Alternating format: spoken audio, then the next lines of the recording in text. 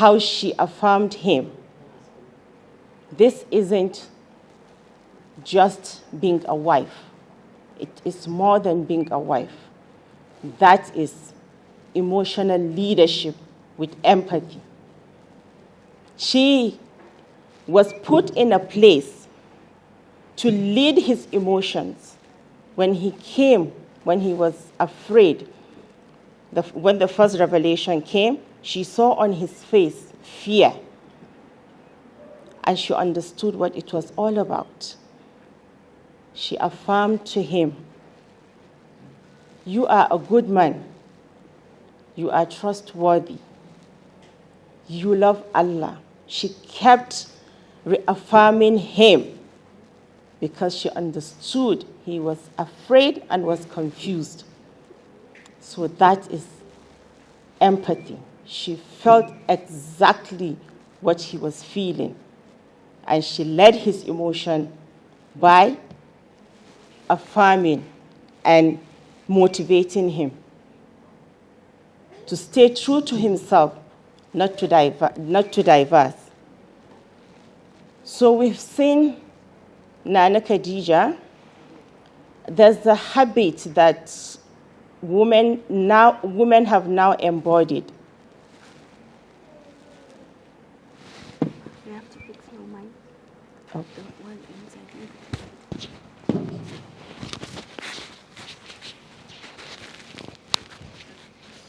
Okay. You can continue talking. Okay.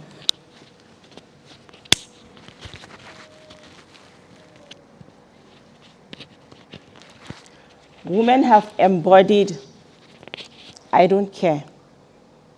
Because when I talk, they don't listen. When I show them, they don't trust me. So empathy is now seen as weakness, while it is not weakness.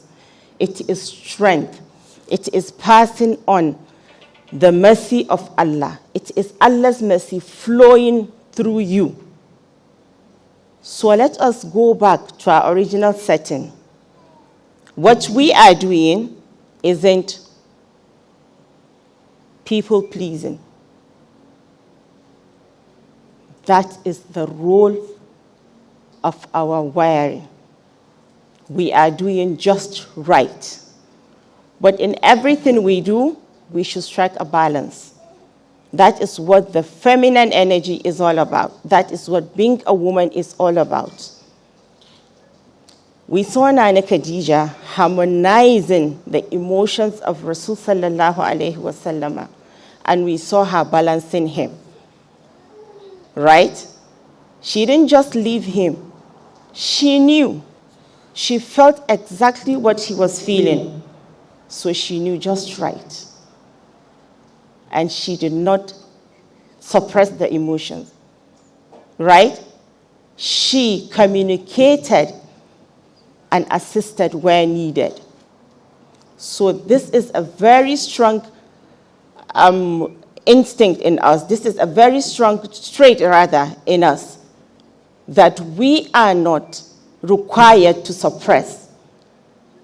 Because what is it? It is worship. It is you using what Allah has put in you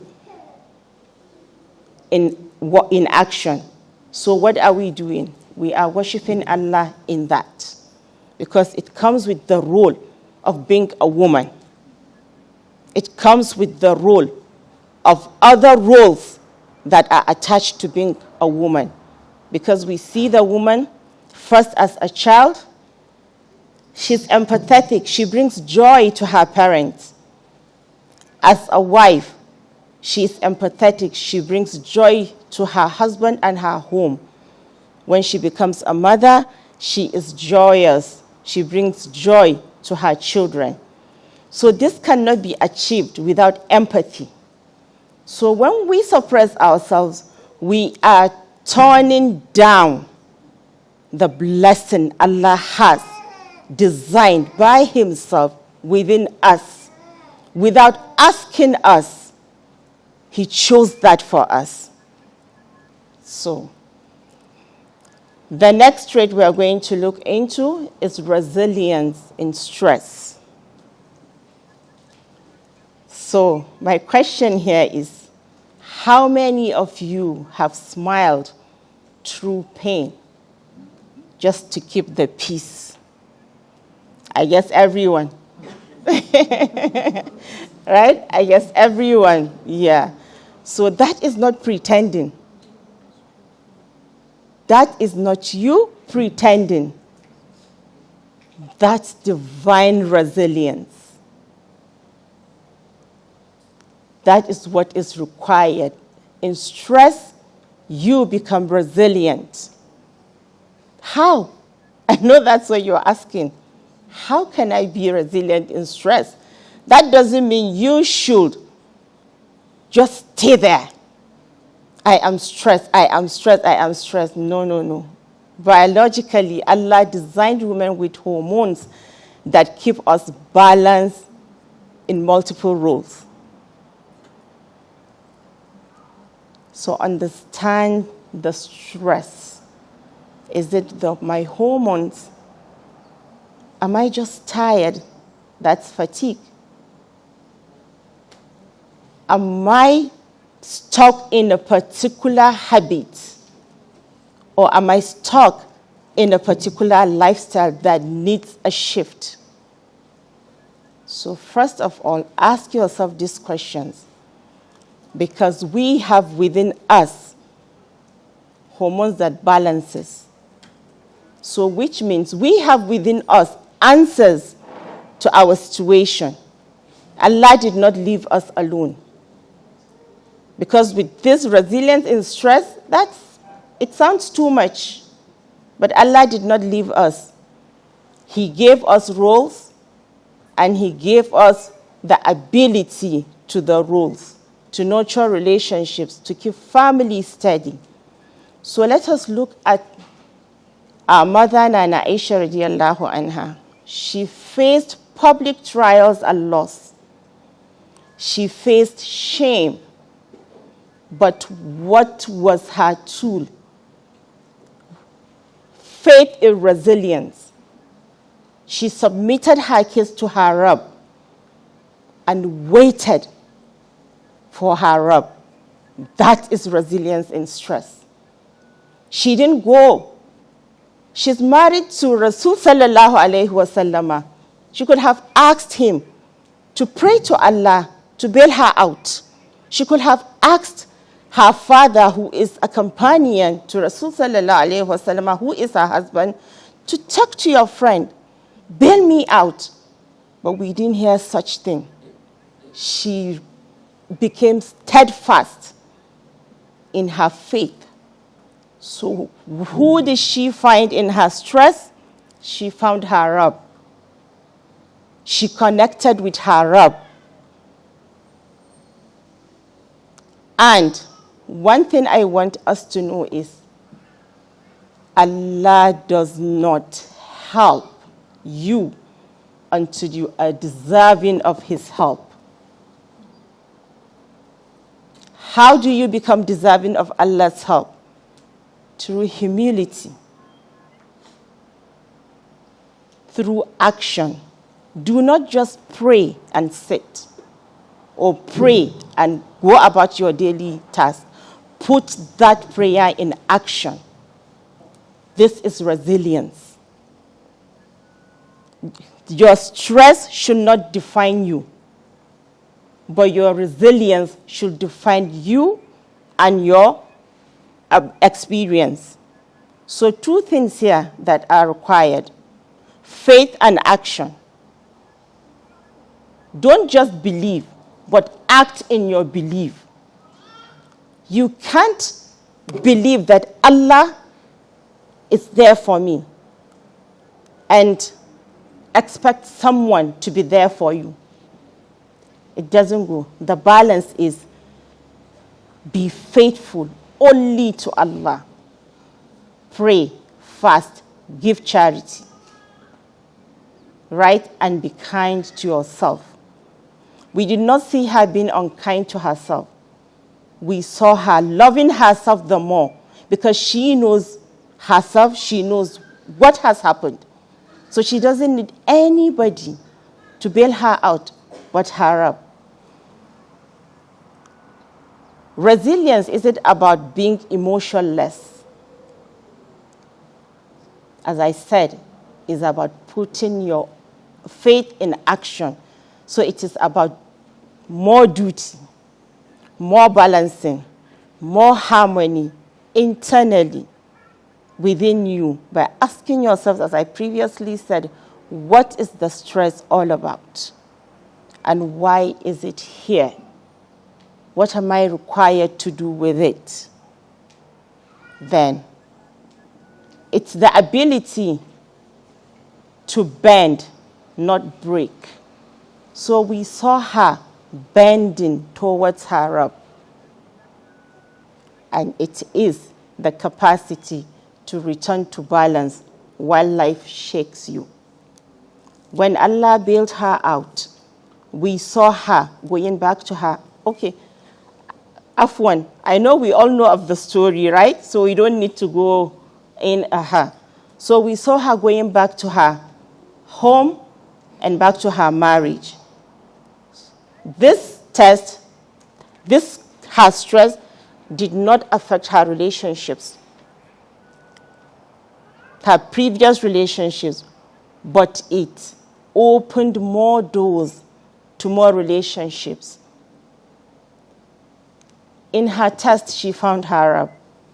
So she now embodied that capacity of being the teacher she is. And she's still our teacher, right? There is no how we sit in female halaqah that we will not talk about her.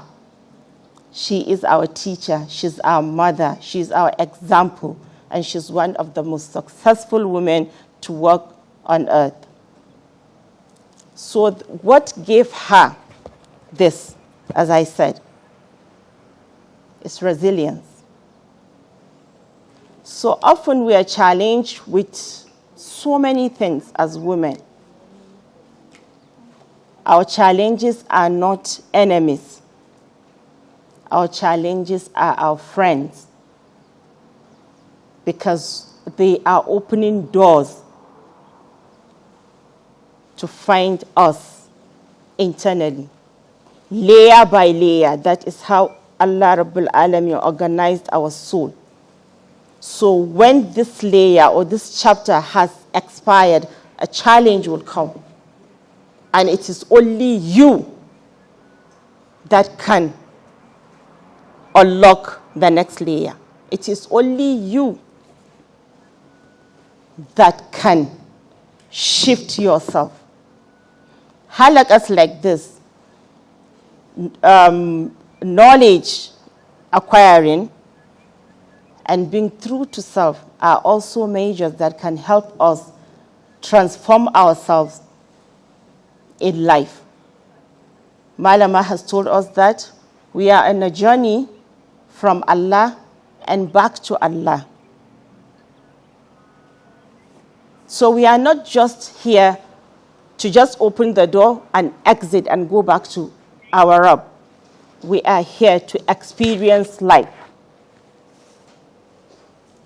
We can only experience life the right way if we understand our engineering. We can only do it well if we understand who we are. And Islam did not hide anything. Islam has revealed to us all that we need to know. So the problem is us. We just are not paying attention. We are not focused on us, but others. And that isn't the feminine. The feminine has strength. Who she is internal. The moment she decides to leave her body and go outside of her to chase, then she has become something else that Allah did not design. So let's find ourselves. Let's learn about ourselves. and let us give ourselves permission to be who we are. Let's not listen to the world, but listen to our Rabb by listening to the messages, the structures he has put in us. As I'm speaking now, I know some of you are visualizing who you are meant to be, who you think you were meant to be. The picture is becoming clearer, or more questions are arising. Some of us are becoming confused. That is awareness setting in.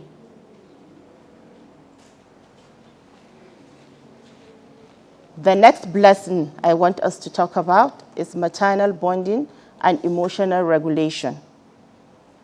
Every woman carries the ability to calm others, right?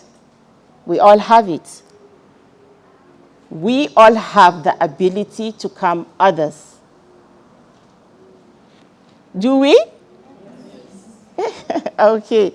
So have you noticed, my question is, have you noticed how your child or spouse relaxes when you're calm?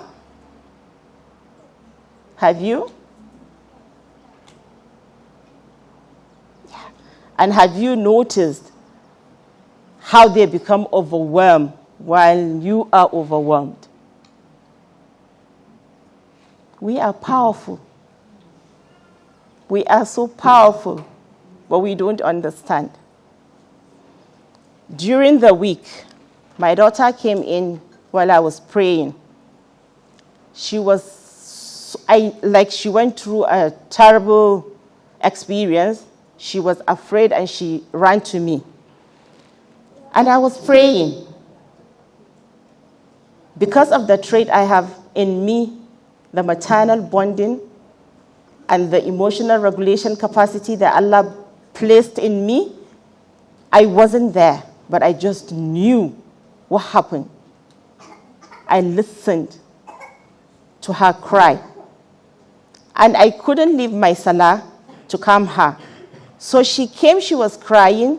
When I was in ruku, she joined me, crying. When I was in sujood, she joined me. So she was praying with me and she was crying. Then I just touched her in sujood. Before I got up, she has stopped crying and she has left the room. That is my emotional regulation and maternal bonding in place. And it wasn't more than a minute. It's history, right? It didn't take too long. It's history. So that is not a coincidence that it was about time for her to stop crying. No. It's the blessing in me, the rahmah that Allah put through me for her. There are other people in the house, but she didn't go to them. She came to me. And by Allah's mercy, my duty was served. So our faith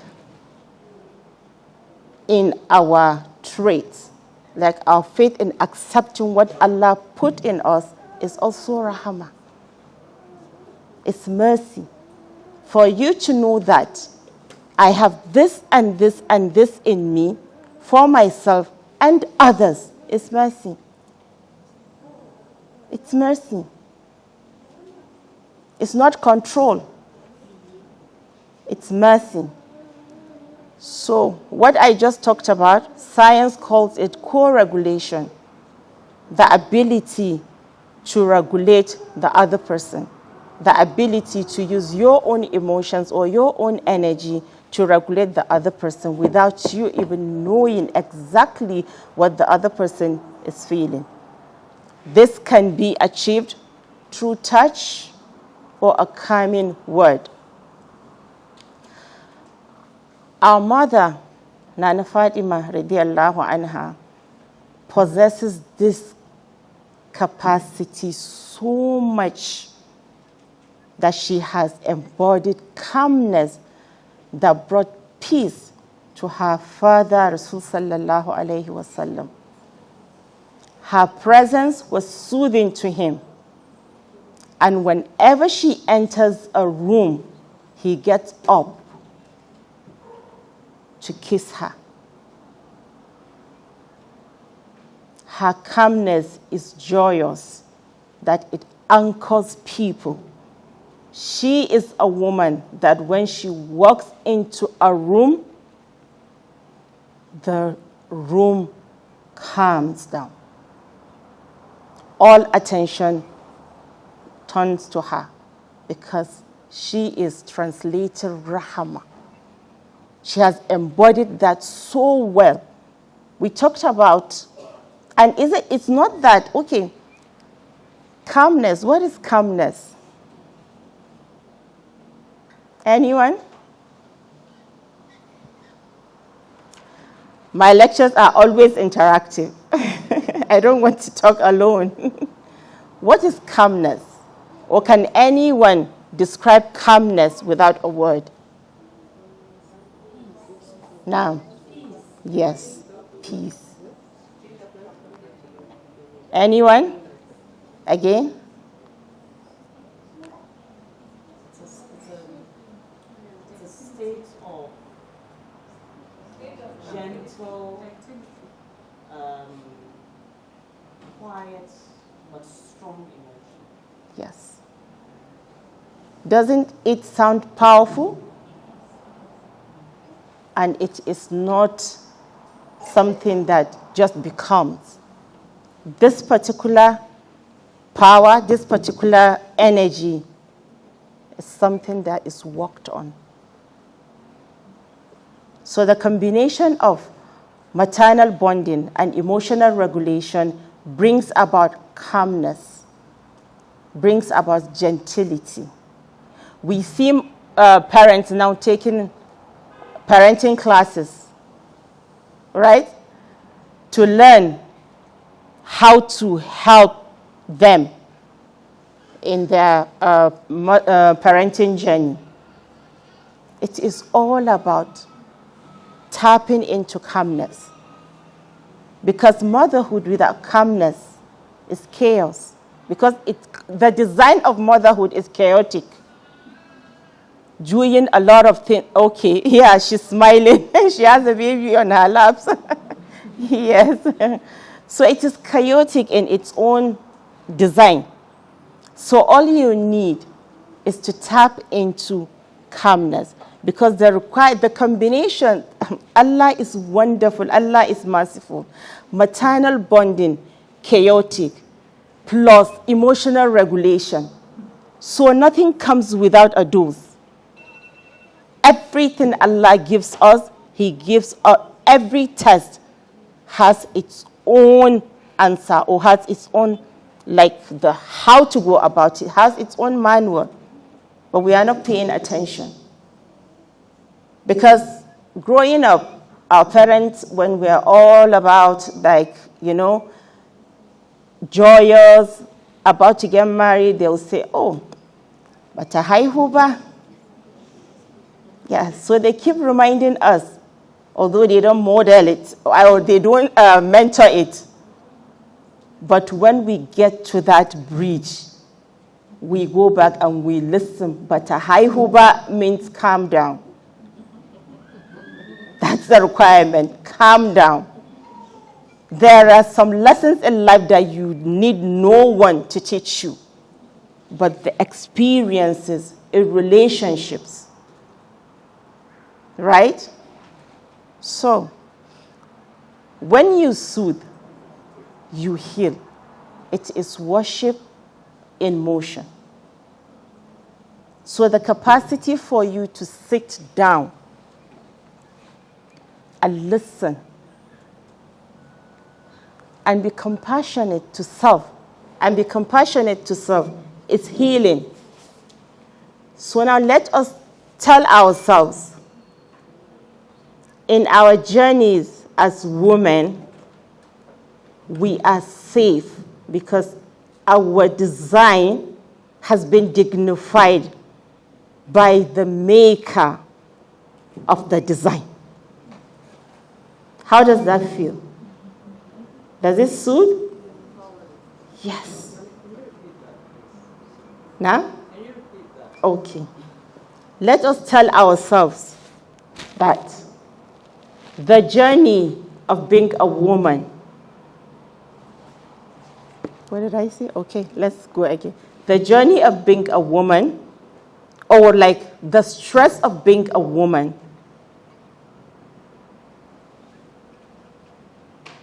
I am safe in it because the designer of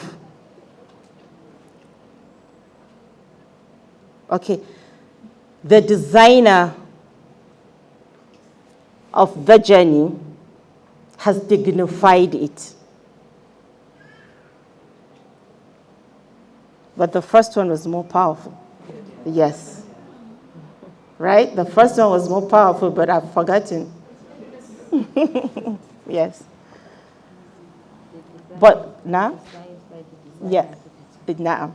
So when you soothe, so this is you soothing yourself, it automatically heals you because you see yourself as a creation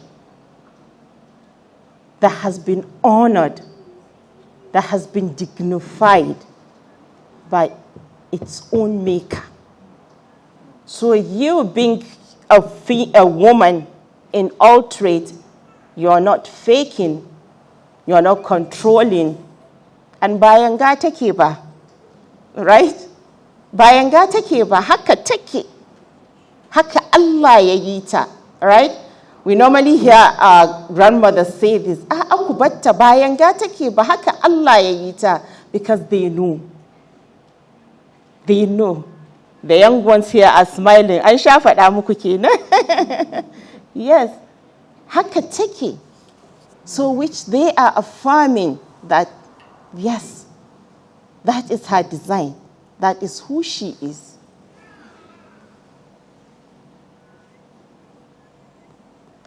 So I want us to look at strength in general, but internal strength. Not physical strength, the one you see a woman driving from morning till evening, the one you see a woman going up and about in the house, not taking a rest.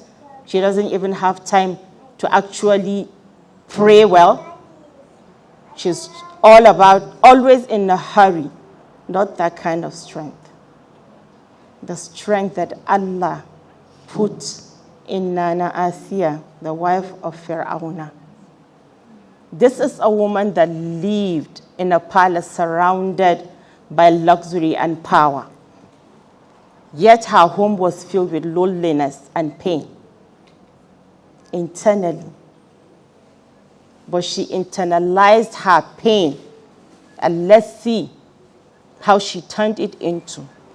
She did not use that power to harden her heart, not to feel the pain or not to be lonely. She used it and turned her pain into prayer. She is a woman that was married to, astaghfirullah, the worst creation on earth. Any person that could level up to the level of Allah and be proud about it, that's the worst person on earth. But she did not harden to be that person. He was powerless, powerful. He was doing, Allah gave him all abilities,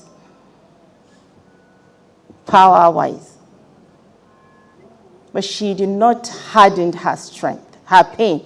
She did not harden her loneliness. She turned it into prayer. She filled that gap, conversing with Allah Rabbul Alameen. That is strength. That is inner strength. It's the same amount of strength you use in doing physical activities. But she turned it inward and she asked Allah, Ya Allah, build for me a home near you in paradise. It wasn't anything that aligns with her values.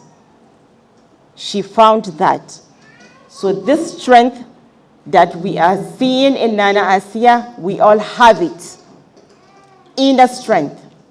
That's the same kind of strength we use while bringing forth our children. It's now resonating, right? It's the same kind of strength. So she put all of that in conversing with Allah. When we are in labor, what's our language? Prayer. Right? Prayer. Submission. You surrender. Because who can help you at that moment? It is only Allah. So the home she was in on earth was responsible for her pain that she turned into conversing with Allah, that she envisioned a better home near Allah. And she asked Allah. So my dear sisters, being a woman is not being powerless. Being a woman is being powerful. And our power lies with our connection with our Allah by respecting what He has put in us. Allah designed us so well. He made us intuitive. Any message we receive from our intuition is directly from our Rabb. It's divine. We feel deeply. We listen deeply. Are we the ones? Truly are we? It's Allah Rabbul Alameen. We are not the ones. Because some feelings, if we have power, we wouldn't want to feel it. Some information that come to us, if we have power, we will block it. We wouldn't want to be that person. At the same time, a woman that has 10 children can feel exactly what every of her child is going through while they are even far away from her. Who is that? It's Allah Rabbul Alameen bringing forth to you life and direct, right? Into your body. So our bodies should be our best friends, our first resort. When we are afraid, let's calm down, listen. Ya Rab, what is this for me, Ya Allah? And what should I do with this, Ya Allah? Ya Allah, help me. Because I cannot do it. I don't even know how to do it. It is only you, Ya Allah, that can show me and make me do it. When you start living life as a woman in this manner, most of the things that we fear and most of the things that we think we can't be will just happen because it's in the design. The next strength is modesty and honor. Each strength I bring it along as a pair, because where we are now, we have disconnected. We go out there waiting for likes on our handles, social media handles. Well, we are finding it difficult to like who we are, what is within us. So modesty is one of the challenges that women are going through now. we have ceased from being modest in our speeches, in our behavior, and even in our presentation. And modesty is one of the most beautiful strengths Allah gave women. It is not about erasing us. It's about knowing our worth. Allah subhanahu wa ta'ala told Rasul sallallahu alayhi wa sallam to tell your women and your children to wear their hijab.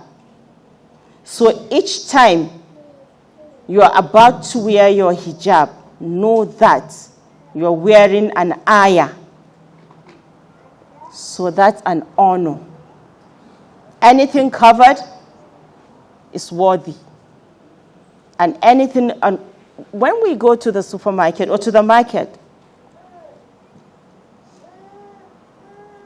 no matter how beautiful the display on the shelves, there are always displays, right? But what do we go for at the end of it? When we actually want to buy that, what do we go for? The packaged item.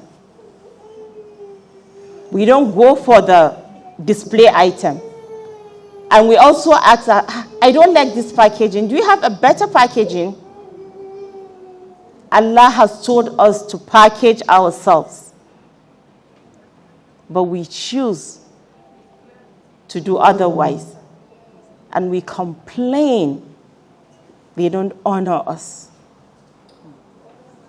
Even with our husbands, with our sons, with ourselves women, how modest are we in our relationships, in our transactions, in our conversion? Yeah. How are we? We are harsh. We are so unkind. We are not gentle. We are all that we are, not meant to be. And we still cry. They don't honor me. They are not kind. So modesty is not erosion. It's value. It's worth. Modesty is not being afraid. Modesty is about being bold. I just know who I am. I don't need to advertise myself. And I am serving my Rabb by being modest and by honoring myself. Among our mothers that were talked about previously, who has embodied modesty?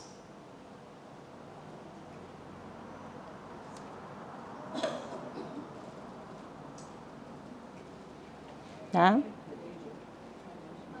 ‘Yan Islamiyya? Na'am. Nana Maryam.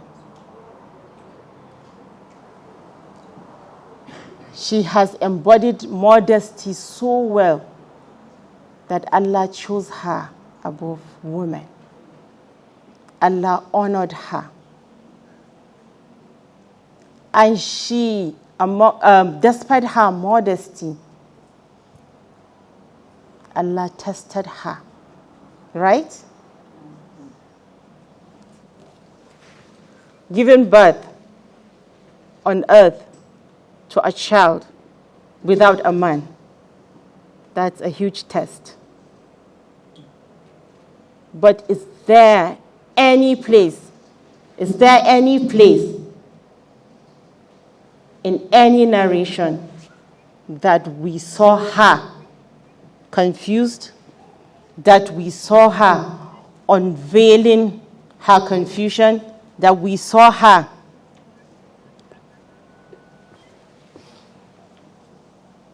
dishonoring herself?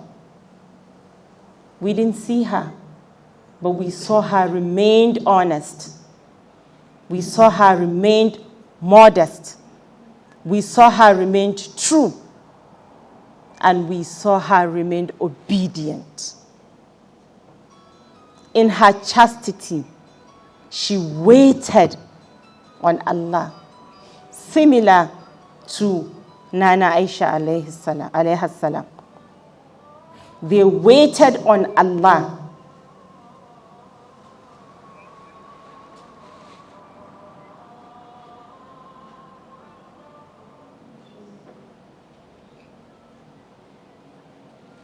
How many of us wait on Allah in our trials?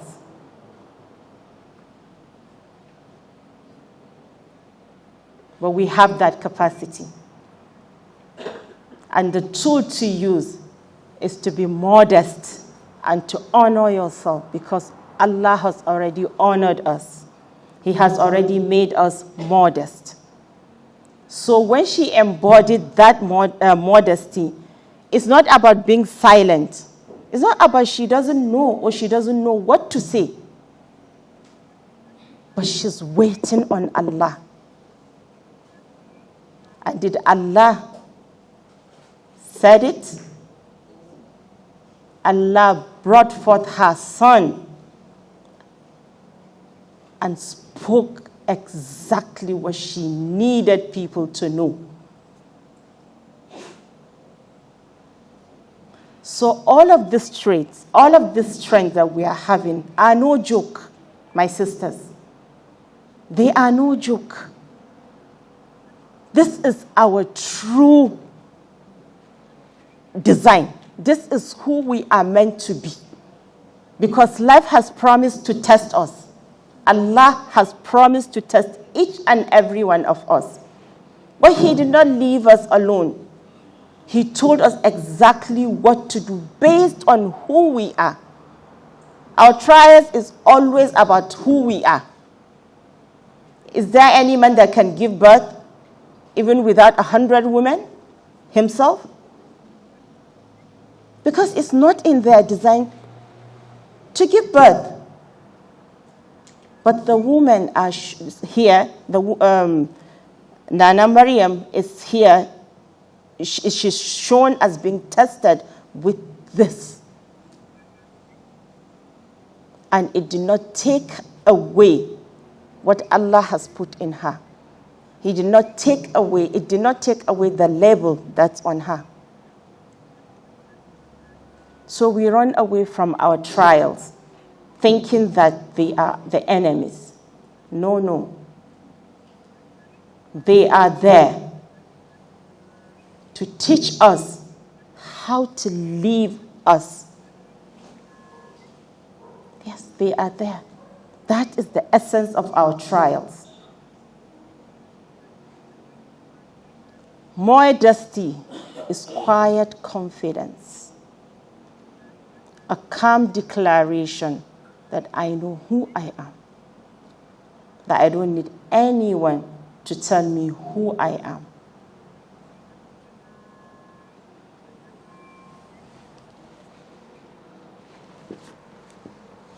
So my question to my dear sisters before we proceed, time is, so okay, we have time. Among this strength, which one resonates?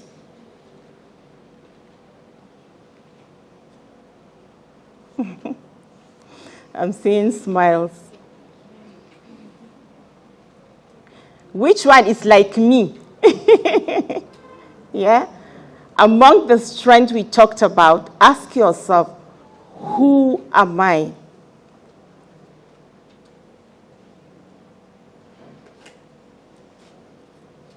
Now. Bonjour. Yes. She has found one of her strengths. That is just one, my sister. It's just one.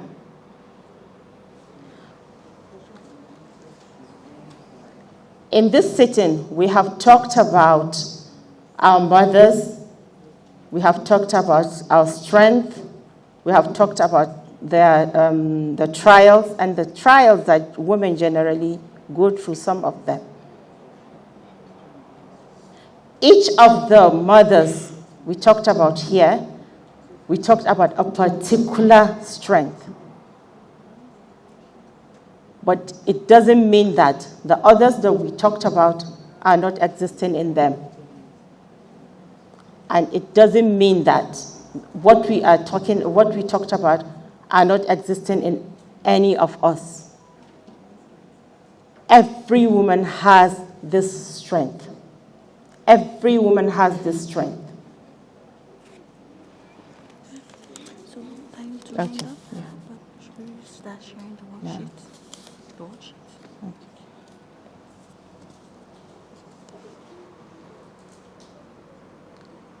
Every woman has each and every of this strength, but in the strength, we have strength that are unique to us. So find your weak strength first. It will lead you to your strongest strength. An gane turanci? Yeah. Your weakness will lead you to your strength. That is the design. Because while climbing the stairs, you go from below. You can't ascend up. So you have to find your weakness to get to your actual strength.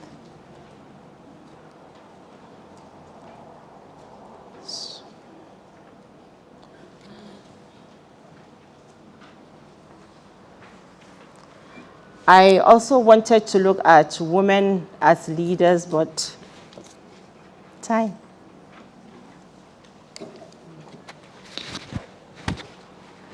So who among the leaders we talked about now do you want to emulate and change your own life? That's a question for you to carry. Do you want to be a mother? You can be a mother to every soul. So when I said you want to be a mother, I'm talking about a mother to Allah's creation by the strength He has put in you. Do you want to be a teacher to Allah's creation because He has put that in you? Or do you want to be a friend, someone that helps others co-regulate, someone that sees with empathy, someone that is compassionate? Who do you want to be? Our mothers, Nana Khadija, Nana Aisha, Nana Fatima, Nana Maryam, and Nana Asiya, they all led in different ways. So we have solution. We all have solution. We don't need to go out there. It is in our manual. Some led their homes, some led minds, some led hearts, but all led with faith, with compassion, and with presence. We were never seen that. Rasulullah went to jihad without some of his wives. Jihad, but they were there. They were present. Because some chose to be mothers, to bond with those that are wounded, to nurture them, to assist where the men cannot. Some were there to be teachers, to remind. Rasulullah said we should do it this way, that way, that way. And some just were there. Their presence is all in all, healing to yet to be injured. So knowing that in all of this, whatever we go through, we have caretakers, it's soothing. So who do you want to be, my sisters? Who are you now? It's time to shift. It's time to embody our mothers. So I have a prayer for us, because time is not our friend here. It's lokacin sallah. Ya Allah, honor every woman here. Strengthen her body, soothe her mind, and soften her heart. Ya Allah, heal what's hidden in her and renew what's tired. Make her a source of mercy in her home, in her community, and in her world and the world of her loved ones. Ya Allah, let her light never fade. Amin Ya Rabbil Alameen. Thank you for listening.